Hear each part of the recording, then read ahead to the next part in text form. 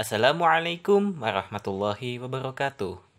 Kita berjumpa kembali dalam media video TTL Indonesia. Bahasan kita saat ini adalah jenis-jenis fungsi dalam matematika. Oke, mungkin seperti yang udah teman-teman tahu, kalau fungsi ini didefinisikan sebagai misalnya kita punya suatu nilai dalam sumbu X atau sumbu Y, maka suatu nilai dari sumbu X atau sumbu Y ini akan diproyeksikan ke dalam sumbu lainnya. Misalkan kita lihat fungsi ini, di sini sumbu X, di sini sumbu Y. Fungsi yang pertama ini, di sini kalau kita lihat setiap satu nilai X, setiap satu buah nilai X tertentu, hanya akan dipetakan di suatu nilai Y. Artinya, Y-nya bisa memiliki dua proyeksi di X, tapi X-nya hanya memiliki satu nilai di Y.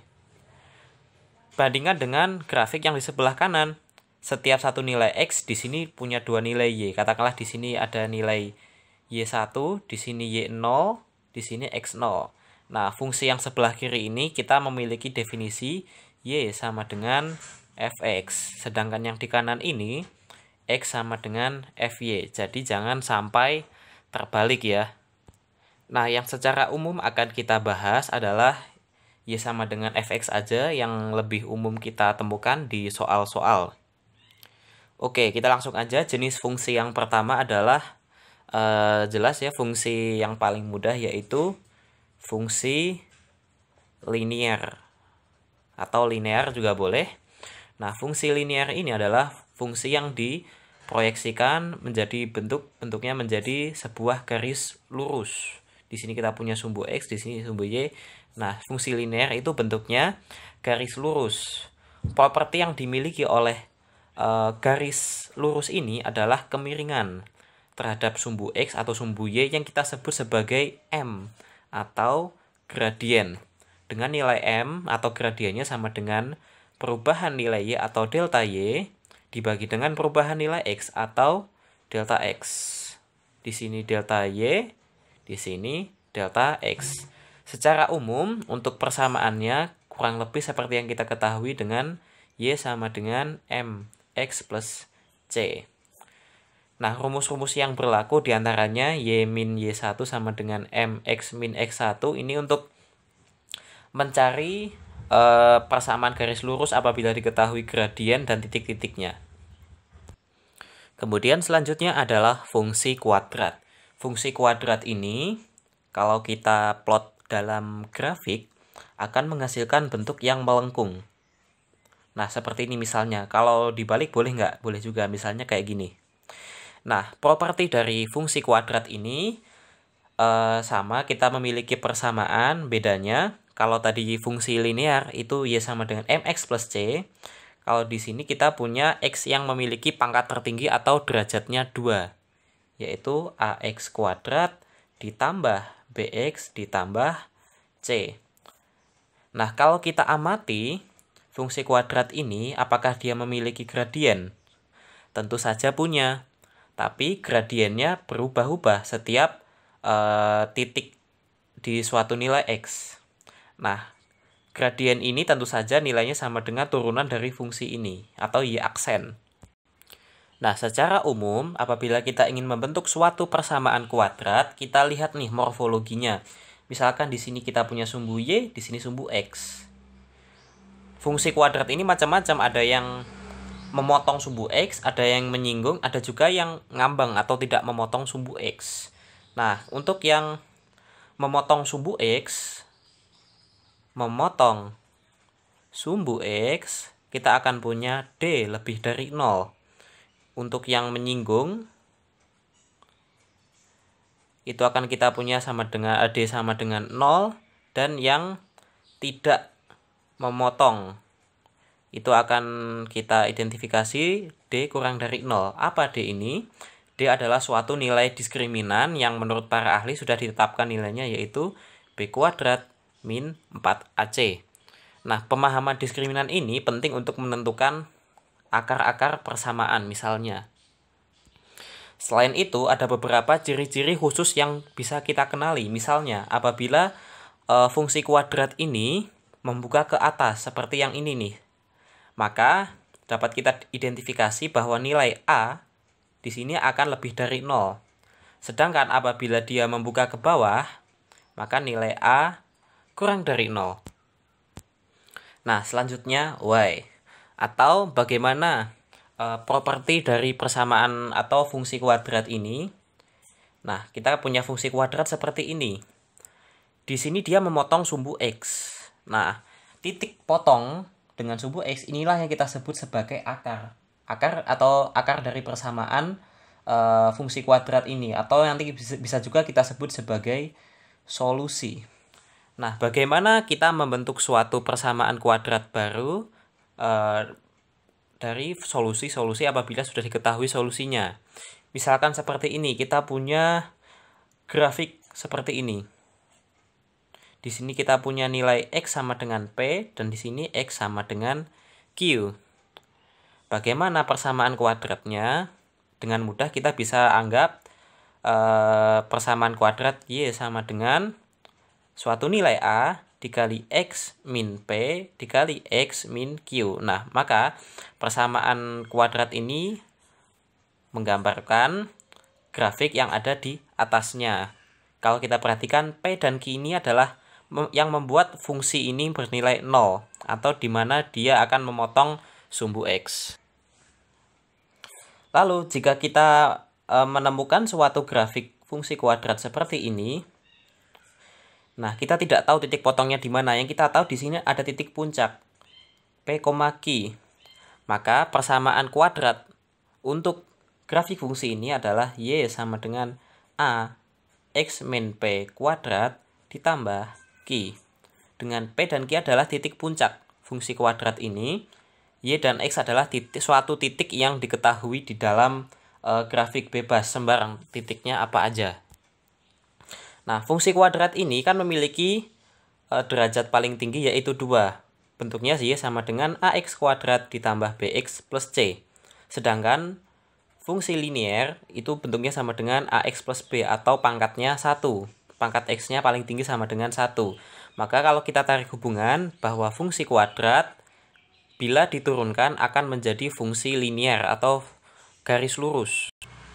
Berikutnya kita punya fungsi polinomial. Fungsi polinomial adalah fungsi yang memiliki derajat atau X pangkat tingginya, X pangkat tertingginya lebih dari sama dengan 2. Misalkan kita punya fungsi pangkat 3 nih.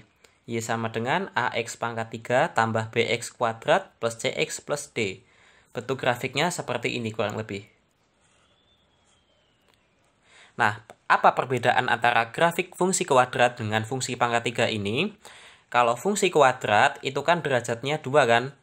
AX kuadrat plus BX plus C. Di sini derajatnya sama dengan 2. Maka dia memiliki pembelokan hanya sekali. Ini kan grafiknya, dia membeloknya hanya sekali. Dari sini misalnya turun, terus naik. Nah, di fungsi pangkat 3 ini, pembelokannya 2 kali. Dari sini naik, terus belok turun, terus naik lagi. Jadi ada dia memiliki 2 titik puncak di sini dan di sini. Sebenarnya tidak selalu seperti ini. Ada juga yang apabila dia memiliki titik belok, misalkan seperti ini nih. Nah, ini juga fungsi pangkat 3. Cuman dia tidak memiliki puncak yang terlihat. Apakah dia memiliki properti yang sama dengan fungsi sebelumnya? Tentu saja, dia memiliki juga gradien. Gradiennya seperti fungsi sebelumnya adalah turunan dari fungsi tersebut. Nah, secara umum, ini tadi fungsi pangkat 3. Kalau fungsi pangkat 4, misalnya Y sama dengan AX pangkat 4 bla bla bla bla sampai dengan suatu konstanta, dia pasti beloknya juga akan berjumlah 3 kali. Nah, seperti itu. Jadi kalau kita mengidentifikasi grafik fungsi yang berbelok-belok, kita bisa menentukan dia ini pangkat tertingginya berapa. Untuk diketahui juga bahwa fungsi pangkat 2 itu juga merupakan suatu dianggap sebagai fungsi polinomial juga. Pokoknya fungsi polinomial ini atau fungsi suku banyak bisa kita sebut sebagai itu juga, fungsi yang memiliki nilai X dengan pangkat tertinggi lebih dari atau sama dengan 2. X pangkat 100, X pangkat 1000 itu juga fungsi polinomial. Nah, oke, sekarang kita list 4 buah persamaan ini. Masing-masing memiliki derajat 4, 3, 2, 1. Kalau kita tarik hubungan, suatu fungsi akan memiliki gradien atau M, yaitu fungsi yang memiliki derajat kurang dari 1 dari fungsinya. Gimana? Maksudnya gini, misalkan ini fungsi pangkat 4 kan, maka gradien dari fungsi pangkat ini adalah Y aksen, yang tidak lain adalah fungsi yang pangkatnya 3. Nanti kalau kita punya fungsi pangkat 3, maka gradiennya adalah fungsi pangkat 2, dan seterusnya. Apa lawan dari gradien? Lawan gradien adalah integral. Jadi ini kalau diintegralkan akan mendapat fungsi ini. Kalau fungsi ini diintegralkan akan mendapat fungsi ini, gitu ya. Kemudian selanjutnya kita punya fungsi trigonometri. Ini adalah bentuk yang khusus. Kita punya Y sama dengan sin X pada grafik ini. Selain itu kita juga punya Y sama dengan cos X. Yang paling pokok dari fungsi trigonometri ini adalah sin dan cos. Fungsi yang lain adalah operasi dari fungsi-fungsi ini. Misalnya kita punya tangen, itu adalah pembagian antara sin dan cos. Kita juga punya misalnya kosekan, sekan, dan kotangen. Kosekan adalah inverse atau bukan inverse sih, seper dari sin. Sekan adalah seper dari cos, dan kotangen adalah seper dari tan. Ciri dari fungsi trigonometri, dia adalah fungsi yang periodik atau berulang setiap periode tertentu. Misalnya Y sama dengan sin X, dia berulang setiap 360 derajat atau 2pi. Maka 2pi inilah yang menjadi periode atau T. Nah, bagaimana kita mencari gradien atau M dari fungsi trigonometri? Masih sama. Gradien dari fungsi ini adalah turunan dari fungsinya. Misalnya Y sama dengan sin X, turunannya adalah cos X. Nah, seperti itu ya. Nah, bentuk fungsi yang terakhir yang diidentifikasi di video ini adalah fungsi rasional. Fungsi rasional adalah fungsi yang merupakan pembagian dari dua buah fungsi. Nah, sebagaimana yang teman-teman tahu, apabila teman-teman punya pecahan, supaya nilai ini terdefinisi, maka nilai pecahan ini kan tidak boleh sama dengan 0 kan? Nah, maka di fungsi rasional ini, grafiknya umumnya tidak continue atau tidak berlanjut. Misalnya grafik fungsi ini nih. Dia memiliki dua grafik tapi memisah. Kenapa? Karena misalnya di sini titik pisahnya kita dipisahkan oleh sebuah sumbu. Di sini ada sumbu Y, di sini sumbu X. Maka sumbu Y dan sumbu X ini adalah yang kita sebut sebagai asimtot. Asimtot ini adalah suatu nilai atau suatu garis yang tidak mungkin disentuh oleh kedua belah grafik ini. Pertanyaannya, apakah harus sumbu X dan sumbu Y yang menjadi asimtot? Belum tentu. Misalkan kita punya fungsi seperti ini, di sini Y, di sini X, ini asimtot datar, ini asimtot tegak. Cara menggambar grafiknya, kita menggambar ke dua arah yang berlawanan, seperti ini. Nah, kan misalnya kita punya sumbu X dan Y kan, kita punya asimtot datar, asimtot tegak, kita akan menjadi punya 4 kuadran kan, kuadran 1, kuadran 2, kuadran 3, kuadran 4 kan. Nah, menggambar fungsi rasional ini berlawanan. Jadi, jika salah satu di kuadran 1, satunya lagi di kuadran 3. Jika satunya di kuadran 4, satunya kuadran 4. Gitu ya.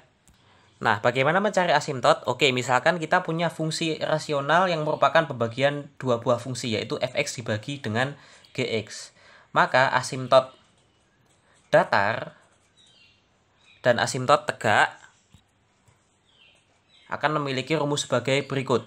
Untuk asimtot tegak, maka otomatis gx ini bisa langsung kita nolkan. Gx sama dengan 0, nanti ketemu x sama dengan berapa. Nah, ini dia adalah asimtot tegak. Kemudian asimtot datarnya kita bisa cari dengan melimitkan y dengan x menuju tak hingga atau infinity. Nanti akan didapat suatu nilai, misalkan nilai c. Nah, y sama dengan c ini adalah suatu asimtot datar dari fungsi tersebut. Oke, sekian, terima kasih. Sekian, assalamualaikum warahmatullahi wabarakatuh. See you next.